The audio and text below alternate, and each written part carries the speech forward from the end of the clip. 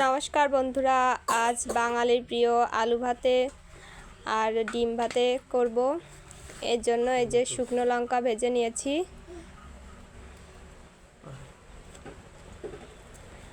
আর এই যে লবণ দিয়ে দিচ্ছি। এখন এই পেঁয়াজগুলো ভেজে নিয়েছি,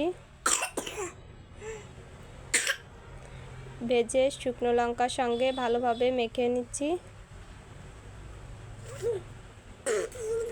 এখন সরিষার তেল দিয়ে দিচ্ছি। এই যে আলুটা আমি মাখিয়ে নিয়েছিলাম আলাদা করে, এখন সবগুলো ভালোভাবে মাখিয়ে নিচ্ছি। আর এই যে এদিকে ডিমগুলো আমি মাখিয়ে নিচ্ছি।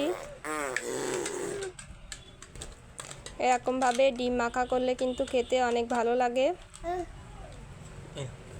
এই যে আলু মাখিয়ে নিয়েছি, এই যে এদিকে ডিমও আছে।